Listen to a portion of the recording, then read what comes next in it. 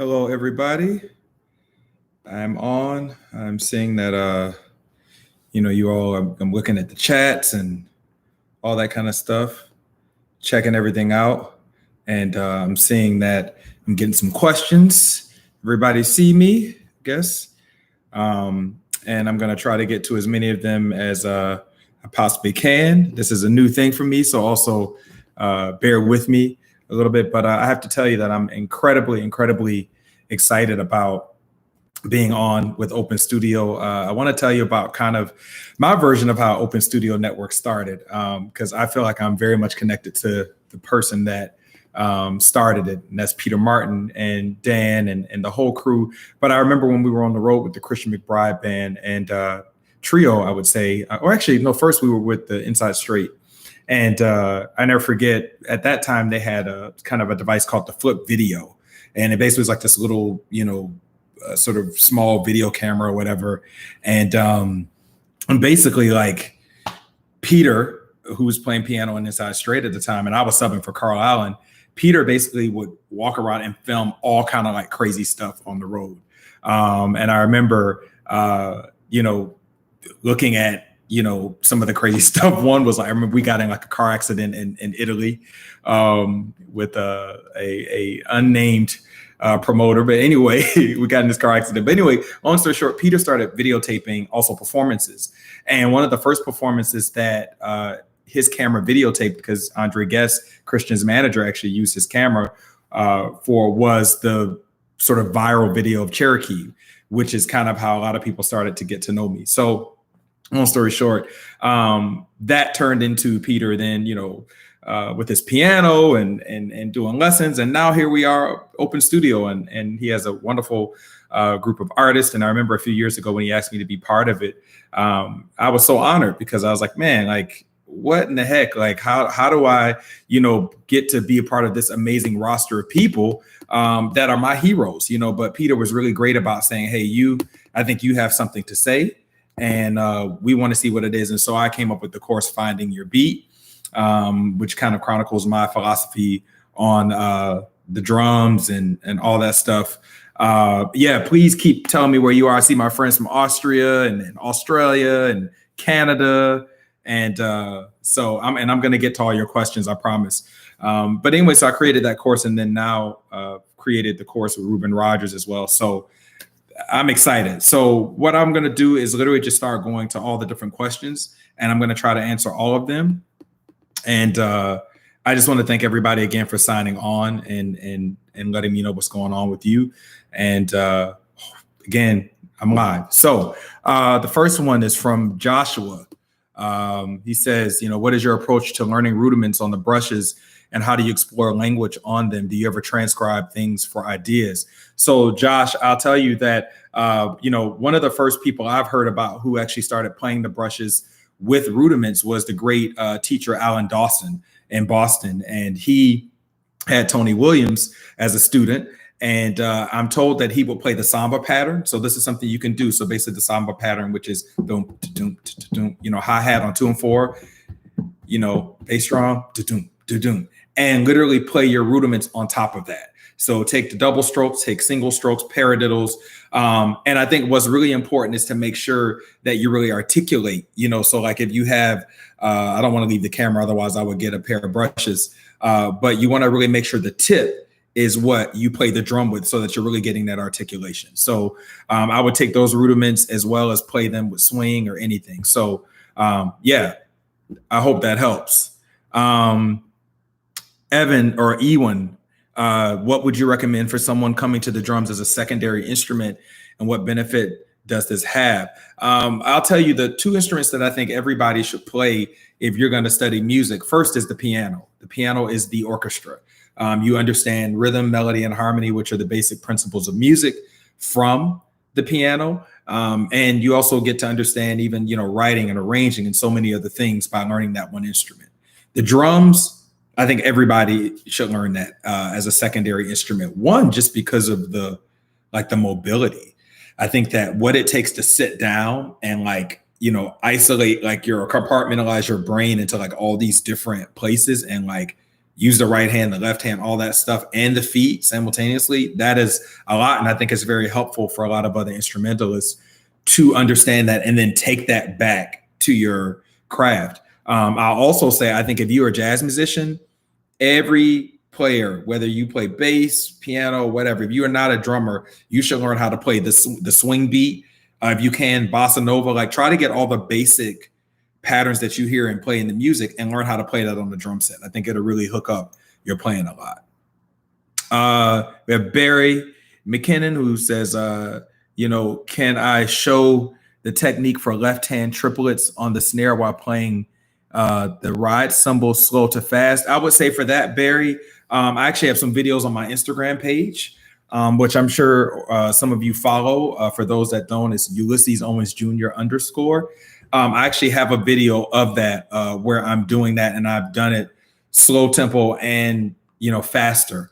I can try to. Matter of fact, I'm going to go to the shed later today, and I'll create another video. And you feel free to send me a direct message. But I actually break that down because it's much easier to see it in the video with me on a kit versus me doing that here. What up, Dan? What's up, Ivan? I love Australia, man. That's, Ryan, shout out to you. Clemens, what's up from Austria? It's one of my favorite places to go in the world. From M. Rick, says, how do I develop my own sound on the drums and tips for young drummers transcribing a lot of different drummers? I think for me, your sound is something that you're born with, right? Just like everybody who's watching, you have your own sound when you speak. You have your own accent. You have your own dialect and timbre and just your own, swag, if you will, right? When we sit down to the drums, even if you're not a drummer by trade, all of us have a touch on the instrument. So when I get these questions a lot about like, oh man, like what do I do? Like, how do I find my sound? You already have your sound. So my challenge to you is becoming comfortable with that sound and improving that sound. But I sounded like Ulysses when I first sat down at the drums when I was 2 years old. So I wouldn't be so much concerned with having one because you already have that. I think what you want to figure out is how do you refine that sound and make it applicable, especially when we're able to get back to playing music with other people in live context. How do you make that sound applicable and even adaptive to other music and musicians? But yeah, man, you already have a sound. So just be confident in that. I would say tips for drummers transcribing. Here's the thing about transcribing. I think it's important to know there are two different ways of transcribing. There's what I like to call sort of the traditional written transcription, which is, you sitting down literally and just like shedding, and listening and writing and listening and writing, bar by bar. Then there's what I like to do, which is oral transcriptions, which are the same method, but I'm just listening. I'm not taking the time to write it down. I'm literally listening measure by measure and putting it into my hands and really making sure that like I master phrase by phrase. The reason why I like oral transcriptions is because when I learned them by like just literally listening and then playing, it's impossible for me to forget it. Anything that I've orally transcribed is within not only my mind, but it's in my vocabulary. And now that vocabulary is forever touched by those ideas.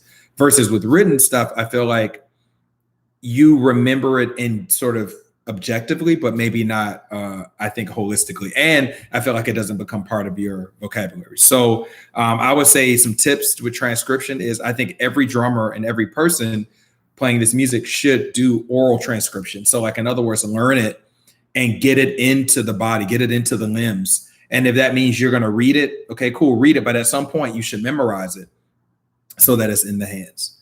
And then some other tips I would say is transcribe, because that's how you're going to learn your vocabulary. And don't just transcribe solos. I hear so many drummers transcribing solos and just like doing that, but transcribe time. Like, I mean, I can't tell you how many times I've transcribed like 8 bars from Jimmy Cobb, or transcribe, like one of my favorite jazz drummers is Frankie Dunlap, and like transcribed some of like his playing, just time feels. So I think my advice to young drummers would be don't limit your time, or don't limit your transcription ideas, like expand it, so that's very important to me. Thank you, Gianluca. Can I speak on how I've been staying creative during this time of isolation? Man, I have to tell you, and I got to be honest about. I've been in Florida actually. I'm very fortunate to have family here, and I have a business here with my family for children. It's called Don't Miss a Beat. So when I have time off or weekends and I'm not on the road, I come to Florida. It's just a great place for me. And embarrassingly enough, I live in Jacksonville. We were just in the national news because people won't stay home. So yes. But anyway, I have to tell you, man, it's been that first 4 weeks, like that first, I got home like on the 13th of March. And man, it was hard. I mean, it was depressing because every day I'm hearing about people and friends and legends that are passing, or if they're not passing, they're struggling with this horrible virus. I think for me, what I had to do to kind of get over that hump was I had to really activate my faith. And I had to also go back to some level of productivity that I exercised before COVID. So like every day I was waking up feeling in a funk. I was like, okay, so what did you do before? Before I woke up, I had a schedule. I had something to look forward to. And that was what really affected me the most, was that like my entire life is built on what's next, like what's in the calendar, what's coming up. So all of that was literally in like a week erased. So yeah, I had to create calendars for me. I had to create moments for me and things that I could look forward to, even if it was, okay, in 3 hours, I'm going to go shed, or, what are some projects that I want to work on when this is over? So I had to really like activate like sort of the future again in my life, because I feel like those first few weeks, it just killed like the idea of what a future would ever be. And then, being incredibly anxious, I was struggling a lot with anxiety, but I've now kind of crossed over and I feel like I've been able to kind of get that productivity back. So, but it's a journey for everybody. And I think it's also okay. I posted about this on my Instagram. It's also okay to not be okay. I think it's okay to not be okay for a period of time and then say, okay, I've had that. Now let's move to something else. How long have I been playing the drums, JD? I've been playing since I was 2 years old. I'm told by my mother and father that they sat me on some drums because I grew up in the Black Pentecostal church, and I started playing. And I do not remember a day without the drums in my life. What's up, Kelly? Tips on practicing song forms. I would say for me, a real thing about song form, and Wynton Marsalis actually taught me this when I was in school at the Juilliard School. I was part of their inaugural jazz program. And Wynton told me, Ulysses, you got to really learn the form. And I was like, okay, I know the melody. And he's like, no, you need to understand the harmony. So he was like, because the way you playing, you're kind of guessing at the form. And he mentioned a really great drummer by the name of Jeff Tane Watts. And he talked about how Tane is a master of understanding form. And largely that's, part of just Tane's genius, but Tane also plays and he's a great composer. So I would say a way that I love to deal with form is I really listen to the harmony. My piano chops are not the greatest. So I can't really sit down and like play changes through things, but my ears can really hear changes well. So I would say the way to really check out learning song forms is first, get up in that harmony, be able to really understand, okay, what song form is this? Is it AABA, ABA? Is it just a blues? Be able to identify that within the first, 20 seconds. Then after that, okay, how are the changes? How are they moving? Is it a long form? Then check out the melody. And then I also think the true test of any drummer knowing a form is to be able to play the melody and solo over the form by yourself. Like take a tune, blues, and just sit in the shed and just be like, all right, I'm gonna play the head. I'm gonna solo for 2 to 3 choruses and then come back and play the melody. So I think that's a really great way to practice song forms. Here we go. Tips on, so we talked about song forms. I talked about transcriptions a little bit earlier, but I'll just say again, for me, I'm into oral transcriptions. So, I'm constantly checking out things and memorizing them and then going on the kit and working them out. So transcriptions are definitely important. And as I said earlier, make sure that you also transcribe timekeeping. Don't just transcribe solo ideas. Because quite frankly, as a drummer, I always say our first role and the first goal for any drummer should be to play good time. So it shouldn't just be about transcribing ideas. If you're really a good drummer and you're playing in a really good band, if you have a set of music, let's say 60, 70 minutes, you may get 1 or 2 solos unless it's your own band, right? So I would really make sure the transcriptions are based on what you're going to actually end up doing. Los Angeles-based jazz drum instructor, man, there's some great ones, especially everybody's home right now. For jazz, particularly, Jeff Hamilton is in LA. Clayton Cameron is in LA. Joe LaBarbera at Cal Arts. I think maybe Ralph Penland may be around. I don't know. But he's a great drummer in LA. Jamara Williams, like if you're dealing with, even some other modern stuff, Jamara Williams is in LA. Great drummer. Maybe, I don't know if Jonathan Pinson, I know at one point. Guy plays with Billy Childs. Christian Newman, great young drummer. I mean, he's subbed a lot of stuff that I've been doing. Like I've worked with Alicia Olatuja and Billy Childs and Kurt Elling. Christian Newman is taking a lot of that work and doing really great. And he's got a really great vibe and sound. And so those are some names I would definitely check out. Oh, Peter Erskine, Peter's around. I don't know how much teaching he's doing privately, but great cat. Renato is asking, how do I make more of my practice sessions? Any tips on reaching my goals effectively and quicker? So here's my thing about reaching my goals. I'm a goal setter. I set goals constantly. I'm always everything in my life, almost sometimes to a default, is revolving around a goal. Sorry. Oh yeah, I wanted y'all to see this picture of Papa Joe Jones. That's my living room. I have him, Zudi Singleton, but that's my sole inspiration. So I wanted you to see that. But in terms of my goal setting, when you practice, I like to start my practice routine before I even get on the drums with what is my agenda. Now, sometimes I'll sit down at the kit and I'm just like, all right, I need to just play today. Like when I leave here, I'm going to go and just play and I just need to get ideas out. But when I'm really focused with practicing, before I enter that room, I'm like, I need to deal with the left hand. I need to deal with this. I need to deal with that. I need to learn these 3 tunes. I want to play along to these tracks. So I'm very driven in that. So I think that's a very key thing. Also, in terms of quick, I don't really look, I'm not going to say that you shouldn't do that, but I don't look for practicing and getting better quicker. For me, I want to get better in an impactful and an effective way. So I would kind of, Renato, I wouldn't worry about getting better in a quick way. Let's just get better, right? Because I'll tell you, like when I started playing jazz at 16 versus how I'm able to play now and have an understanding of the music now, it's completely different. So I also think you should give yourself time and grace to get better. I'll make some more practice sessions for IG. Definitely, I'll put more things out there. But I also want, a big part of my playing and my motivation is I hope my life and my playing inspires you to find your thing. It's not so much about, oh, look at Ulysses, he's great. It's like, I hope to reach out to other musicians and that you're impacted by what I do. And it then makes you better using some of maybe the tools that I use as well.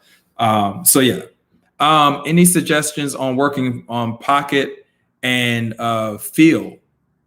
I think that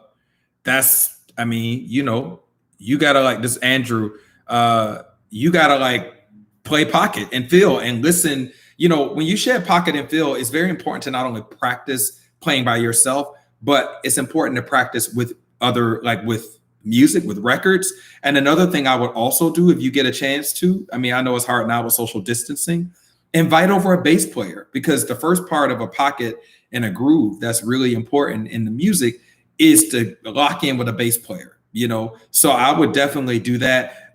You also ask about, consistent time, not speeding up and slowing down over the course of a song.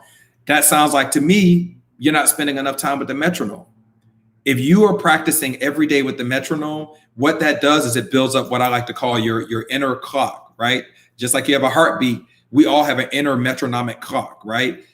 Some of us may think a little bit ahead of the beat, So our inner clock is a little bit, every time we play, it kind of has a lean to it, which is kind of, for me, like I kind of hear things a little on top. Others hear things way back on the beat, right? And then there's others who play very much in the center of the beat. Like when I worked with Christian McBride for all those years, Christian was one of the only bass players that I'd ever worked with that he actually literally feels time in the middle of the beat. Like if you could literally set your clock to him playing time at a certain metronomic, market, BPM or whatever. And it's like in the center versus, some people, it's like, oh, they're playing good time, but they're playing, on an upside, downside, whatever. So I think what I would say first, man, is like, you need to get that inner clock together. And that inner clock can only be or get together by being calibrated, which means every day, practice whatever, fill, swing, whatever you're going to practice with a metronome every day. Right. So for instance, when I need to recalibrate and make sure, like if I hear myself on a playback or something, and I'm like, ooh, dude, you kind of rushing today. Then I'm like, all right, you need to spend some time, give yourself a minimum of 2 weeks every day for 30 minutes, 40 minutes, just with the metronome and get that clock back aligned. Because many of us, we rush and drag within a song because our inner clock has not been calibrated for good time. So those are some things to think about. Who's my biggest drumming influence? Papa Joe Jones, definitely.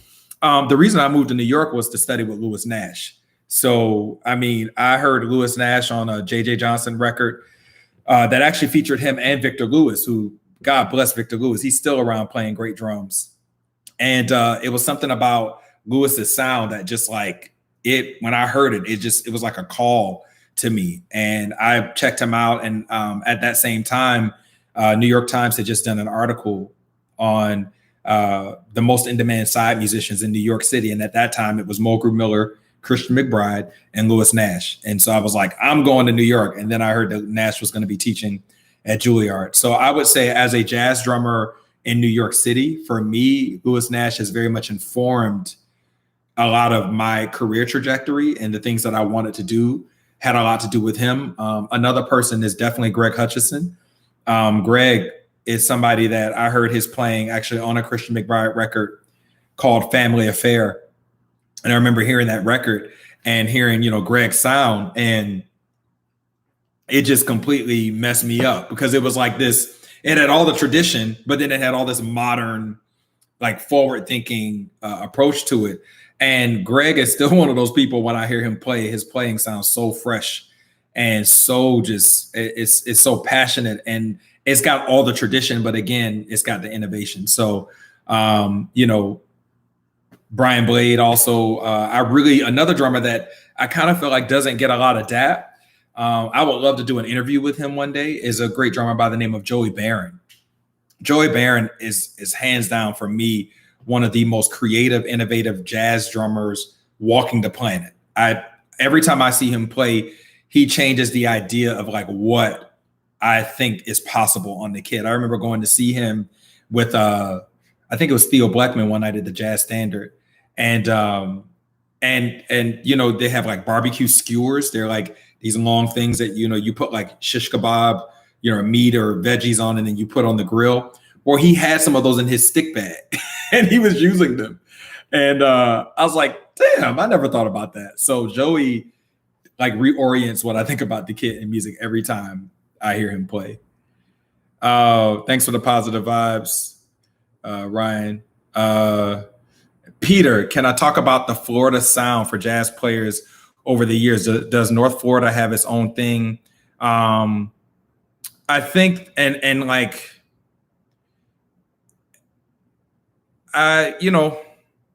so every town has a sound. New Orleans has a sound. New York has a sound. Boston has a sound. There are a couple drummers that have come from Florida that I have to say I'm incredibly proud of. They're actually younger than me. I'll speak to the younger generation. One is Jamison Ross. Another is, oh God, it just escaped me. So there's Jamison. There's still here, John Lumpkin. John Davis, who's in New York, plays with everybody. I think the North Florida sound is very steeped in the church. Like when I listen to Jamison and John Davis and I hear like myself on records, I think there's this commonality that we have, that our swing and everything we do has this like kind of rooting in foundation in the church.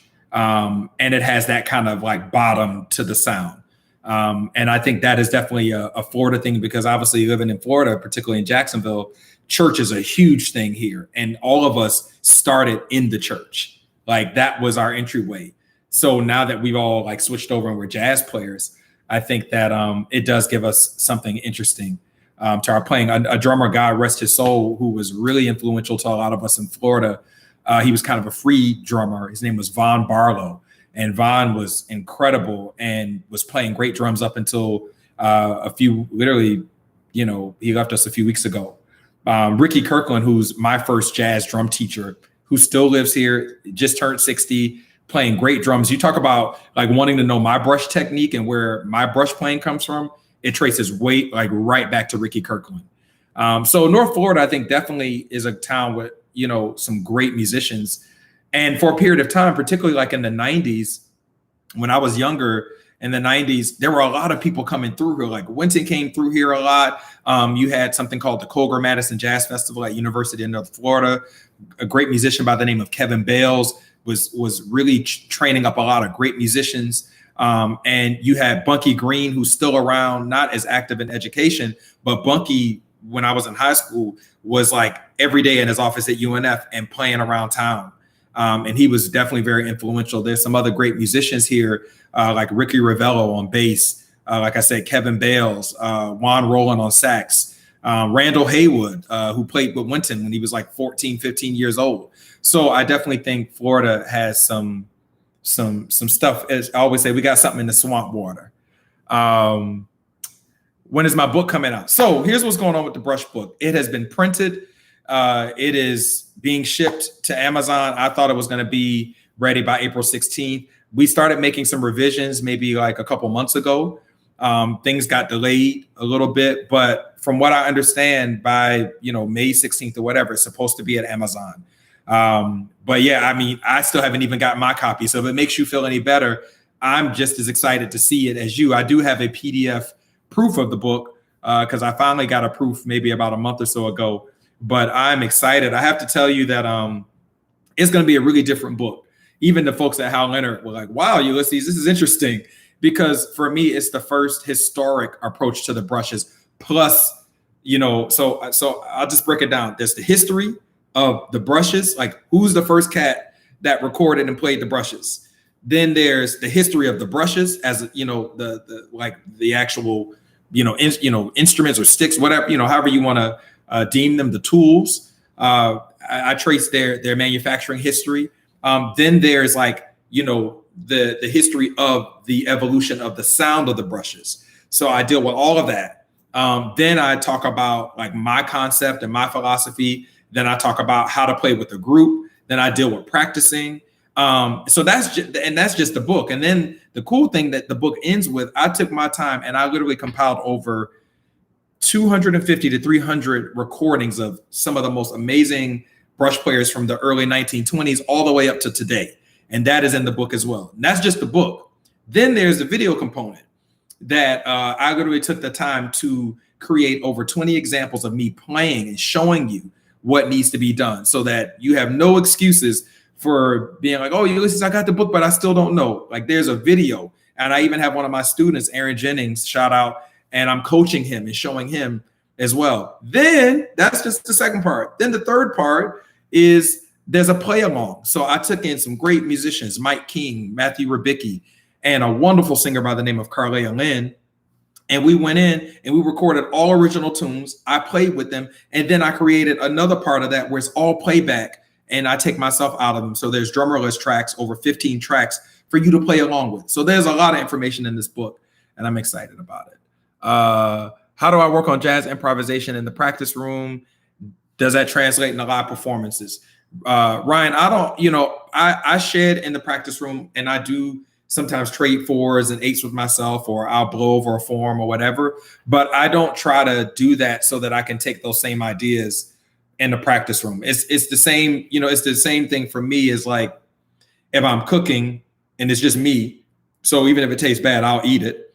Versus when I have people here and I have to like take into consideration, they're hungry, they're waiting on me. Like, you know, they may have something, like I may start cooking something and they want something different.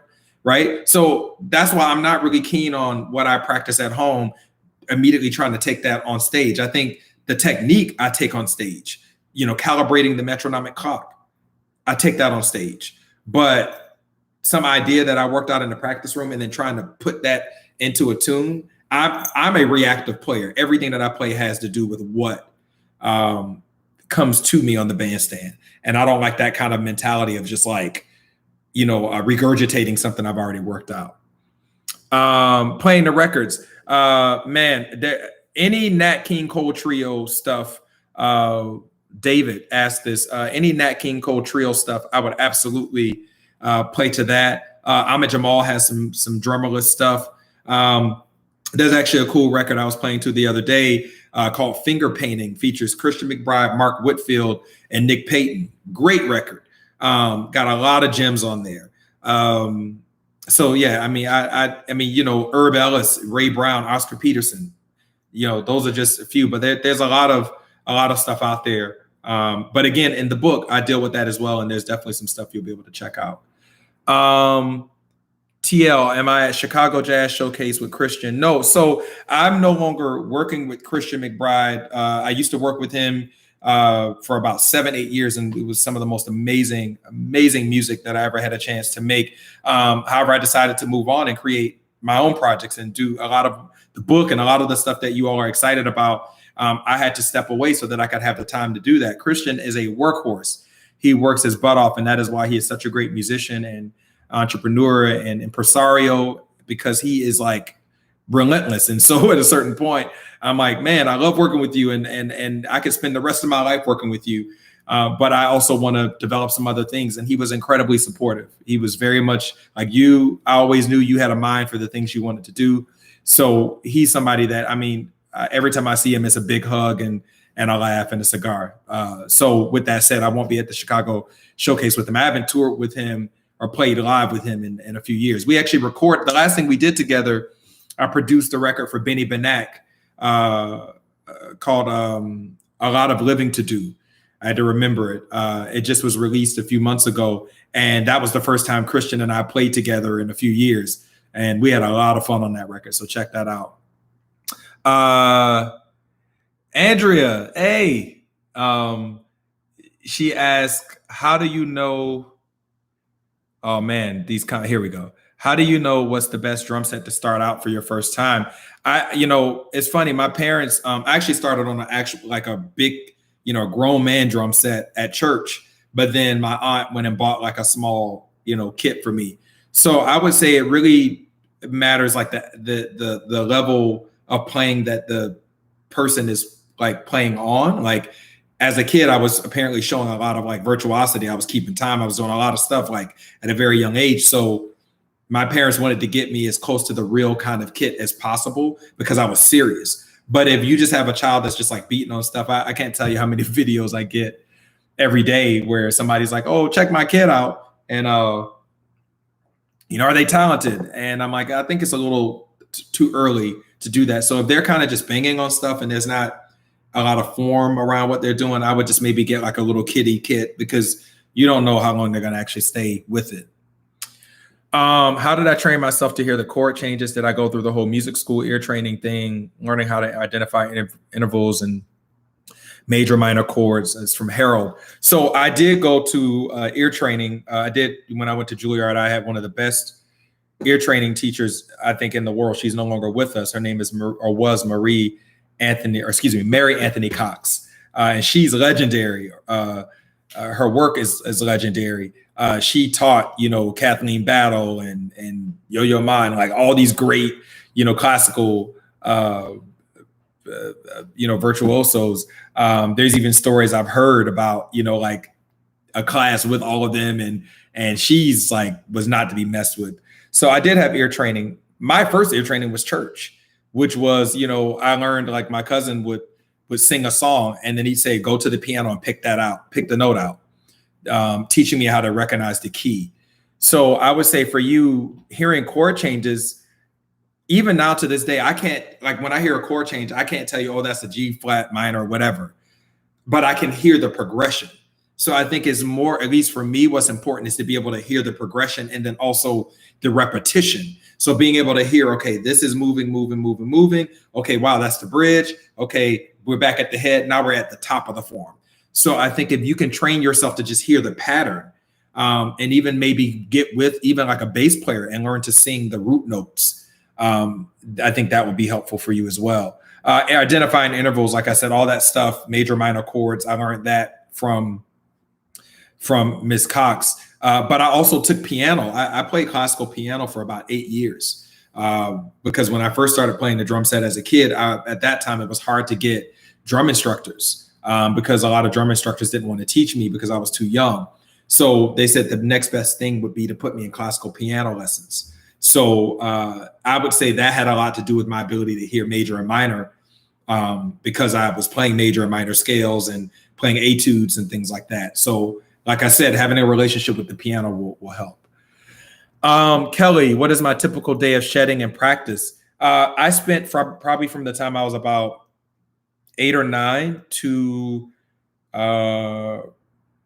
18, probably practicing anywhere between, well, I won't say 8, I'll say like more like 12 or 13.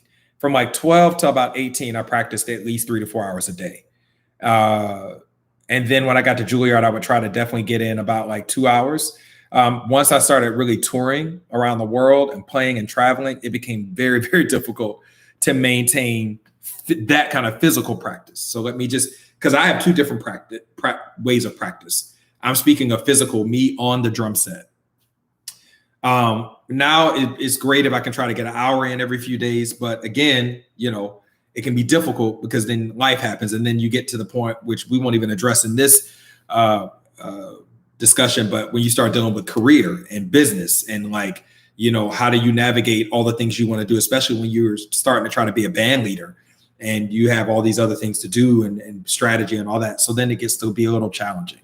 The other kind of practice is what I call like mental practice, where literally I'll turn on a record and I can learn a tune without ever touching a drum set. And that's where I'm like, all right, I got a bunch of music to learn. I need to first spend 3 or 4 days just having it on my iPhone, maybe looking at some PDFs occasionally, but just internalizing. I love to memorize and internalize music. So, yeah. And then in terms of like what that day looks like, I start all my practice and shed time with at least 10. Like if I always say it like this, if I have an hour, I'm going to spend 20 to 30 minutes on just rudiments, hands, conditioning with a metronome. If I have an hour, the first 30 minutes of all my shed time is with the metronome. It never stops. I may change the tempo a few times, but it never stops for 30 minutes. If I have 30 minutes to shed, for at least 10 to 15 minutes, I'm constantly dealing with rudiments and the metronome. That's just what it is, because that's the most important thing. Then I will move on to, am I learning some music for something? Then I'll play along to some things. I also don't deal with the same thing every day. Like if I'm going to practice 5 days this week, I'm not going to deal with brushes every day. I may only deal with brushes a couple times a week, or I may just really get my rudiment, and metronome stuff done. And then on the other half, just deal with brushes that whole session. So I split up and I change what I work on a lot. It's not just the same thing, because I think you have to work on different things. Chris, my use of metronome when I'm practicing all the time. If I'm practicing an hour, half of it goes to metronome. And then with the metronome, what I do is I turn it on. Typically, I like to work between 100 BPM and 120. If I'm practicing every day and my hands are pretty conditioned, then I go ahead and do 120 BPM. If I'm kind of getting the cobwebs off, I start kind of dealing with 100. So I kind of practice in 3 different facets with the metronome. 100 BPM or 120. Then I go to like 60 and 70, because I think it's really important for us to learn how to play slow. And a lot of times we don't know how to play slow as drummers. We kind of, most drummers, even some professionals, we only know how to play really well in like between maybe 100 and like 130, 140, like in the double time. But to really deal with those, what we like to call in the crack tempos, I shed like 60 to 70 BPM. Then I go up to like 140, to 160, and I double time. I like to make sure that I can play up particularly with fast tempos between 300 BPM and 400, especially for those fast tempos. I want to know that I can at any given time play up there. Aaron, how do I deal with musical plateaus? I'm guessing like, how do you deal with like some days you feel like you're doing well and then it changes? I mean, to me, music is a journey. So, I mean, like I said, when I was playing with Christian McBride, that was a special moment in time. And I didn't realize how special it was till it changed. When the first time I played with Kurt Allen and toured with him, unbelievable. When I had the chance to play with Nick Payton, unbelievable. Like now that I have my own bands, I'm loving it. I think what's important is, in my opinion, is to kind of like, on the spiritual side, there's a scripture that says, something to the effect of like, at whatever space or whatever moment you're in, learn to be content. So I think wherever you are musically, just be content and be okay with that and seize that moment and be present and enjoy it and soak it all up and then move on to the next thing. Juan, how would I organize topics with limited practice time? Focus on what you suck at first. All right.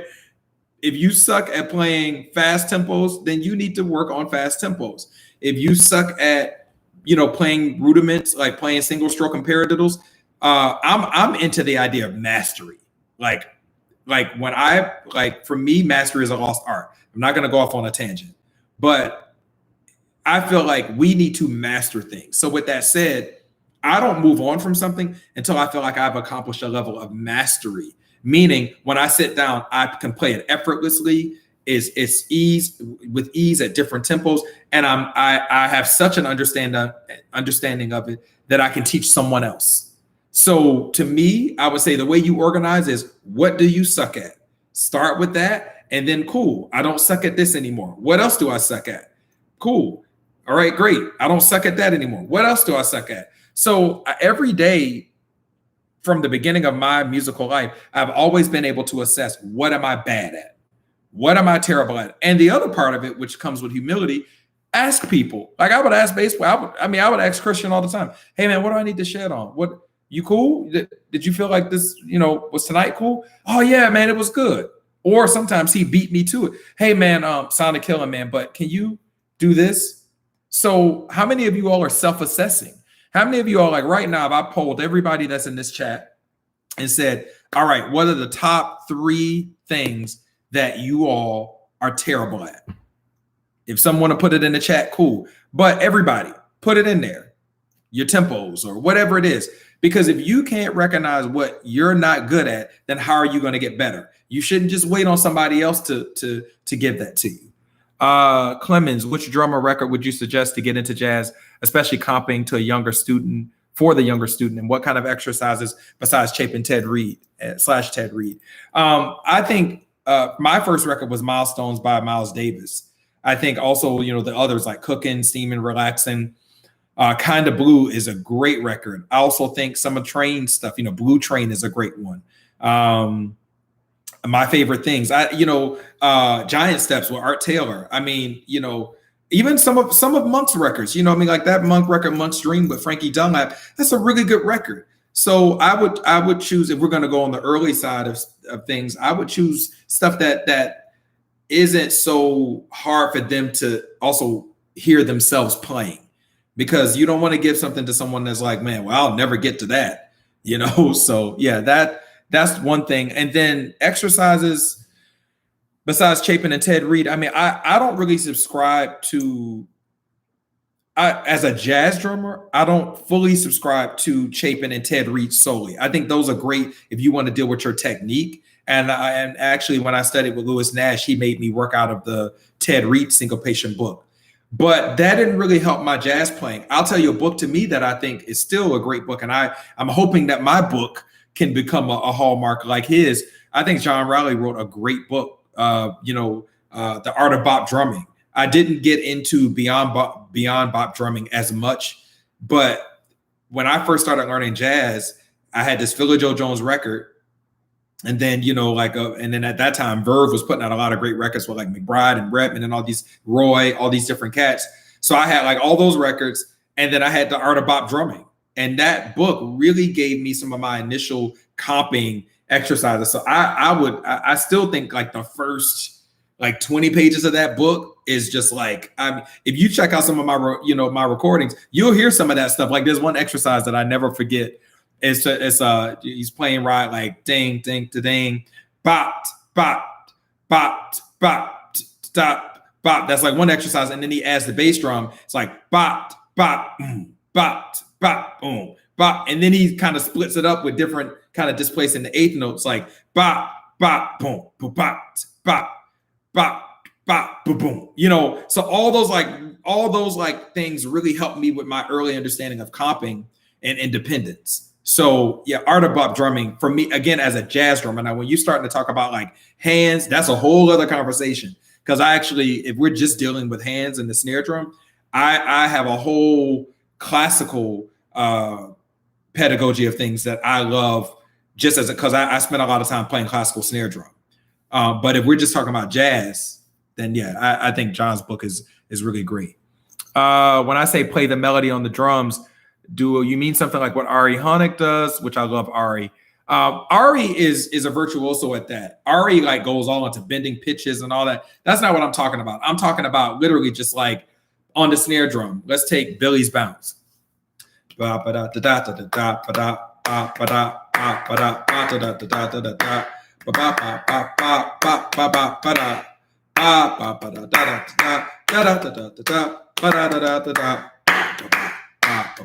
So that's what I mean, Harold.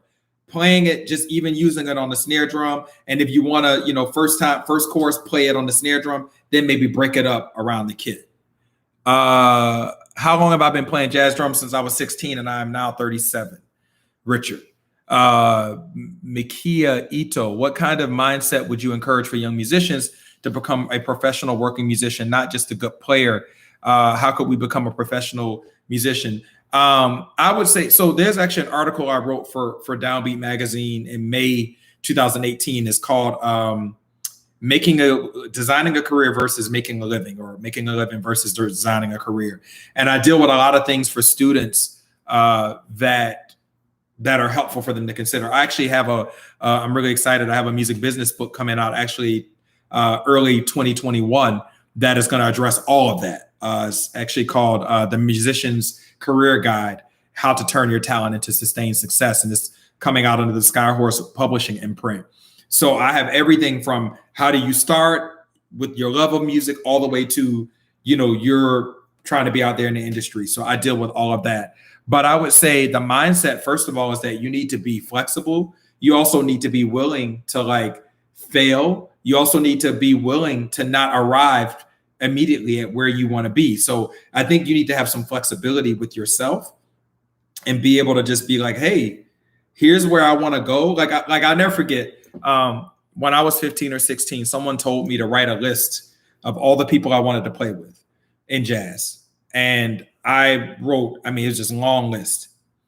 It wasn't until I was maybe 30. By the time I was maybe 30, 31, I'd played with probably 60% of the list. But I wrote that list when I was 14, right? So I think, be flexible, be patient, be driven, also be focused.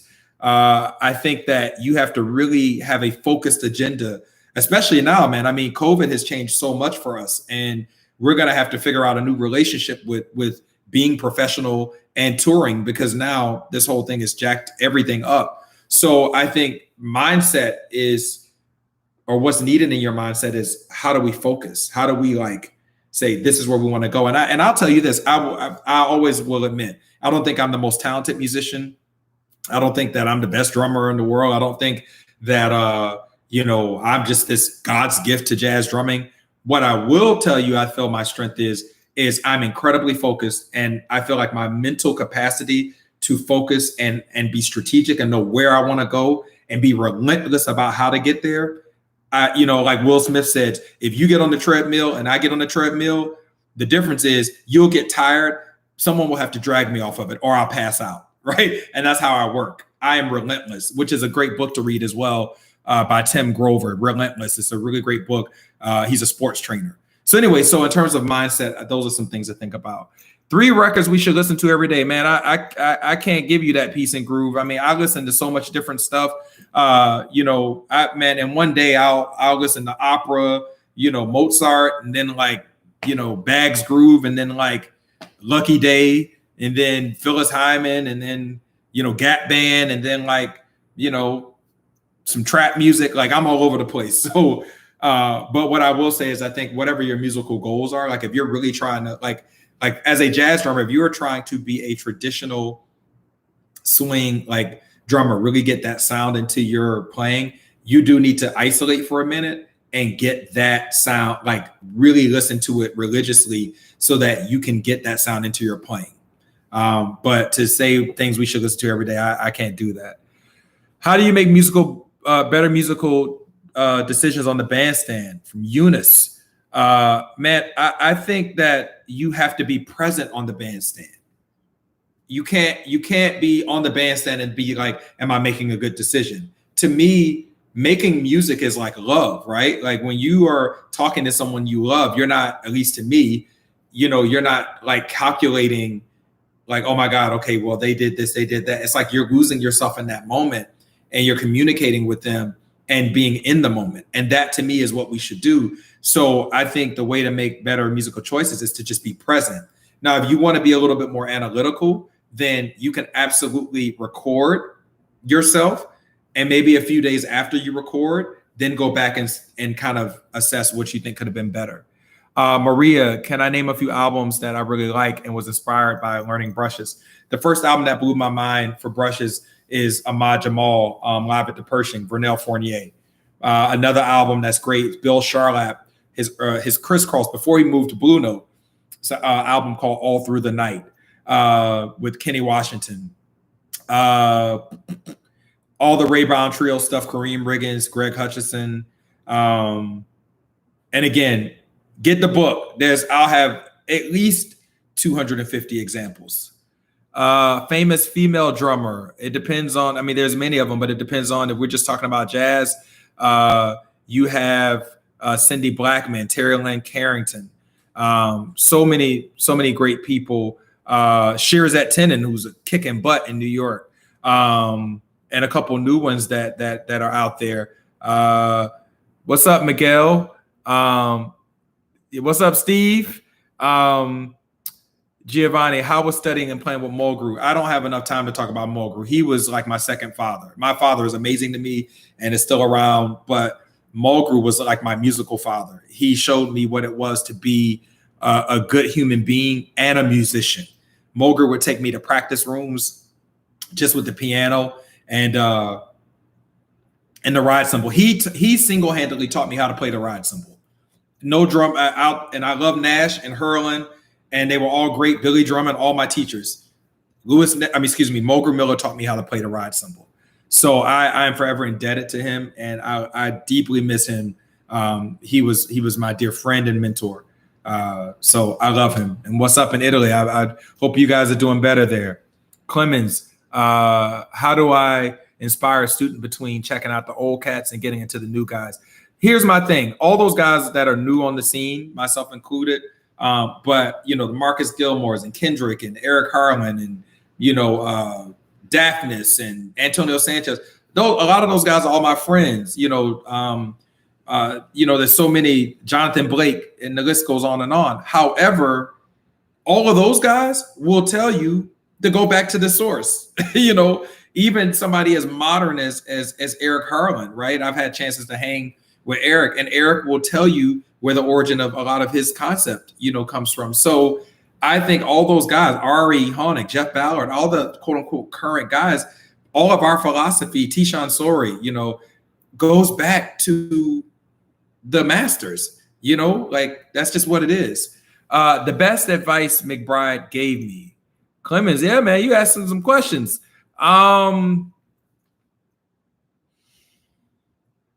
What's the best thing he ever taught me? That's hard because he taught me so much. I think what McBride, it was nothing. McBride didn't tell me a lot. He showed me a lot. And that was a lesson. McBride is, as brilliant as he is, I think he was one of the best teachers for Christian and I, because you got to think when he started the trio, I was probably like 28, 29. Christian Sands was in like literally leaving college. He was like 22, 21.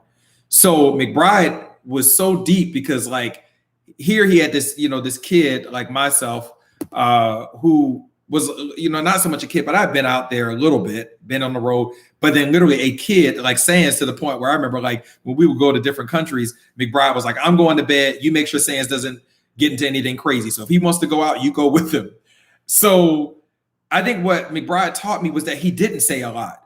Like there would be nights where we would play, and whether Sands was playing too much or I was playing too much or we didn't play enough, he like baptized us by just doing it. And I think that's what's missing a little bit from the scene, was he didn't give us a lot of commentary. He was like, all right, cats, good night. Even though me and Sands will look back later and be like, damn, we were sad. But he knew the best lesson was to just let us be what we needed to be. How was playing in a variety of venues and variety of styles influenced my touch? I would say, and Steve, I would say the touch I have is not without the experience that I've had. I started playing softer because I moved to New York City, and living in New York City, you have to play in small venues. So I think so much of my touch and ability to play soft had to do with I'm playing in Italian restaurants. I mean, everybody sees like, oh, you play with Christian and all these people now, but like I spent literally the first 12 years in New York playing at places like the G Bar and, these Italian restaurants and like all these places. That's how I made my living. Like, so I think I had to work on my touch with that. And then I also feel like listening. I mean, I've being able to play with really great musicians has helped my listening. I'm going to speed through because we're getting close to the end. So I'm going to just try to touch on a couple more questions. When I improvise, do I think more about the melody or the rhythm? I think more about melody. Melody is king. Yeah. Ryan, what's my approach to working on touch? Play soft and play in soft venues. Do not practice playing loud. I would say start at like a mezzo forte. There are certain dynamics that drummers do not play. We do not really mess with mezzo forte. We don't really mess with piano or pianissimo. So work on those in the crack dynamics. Hey, Bob, Jazz Mama. I think for the novice listener, what should you listen for in the drummer? I think listen for what you like, whether that's ride cymbal or groove or whatever. Like listen for what you like. Maria, can you talk about the years that I practiced the most how I organize my time? That's I kind of talked about that earlier. But yeah, I mean, again, for me, it's, technique, then music I need to learn, and then listening to music, and then playing along with those records. Do I prefer one set of heads? Yeah, I'm for my jazz setup, and even like when I do a lot of studio stuff, typically on my batter side of my toms and my snare, I really love coated ambassadors. And on my bass drum, in the last couple of years, I got this from Lewis Nash. I've gotten into Remo fiber skin. It really brings to me, the fiber skin brings more of a solid tone, and you don't get as much of that kind of papery sound. So yeah, I love that. Yeah, I like for metronomes, I use the Tama metronome. I used to use the Dr. Beat for many years. I'm a Tama guy now.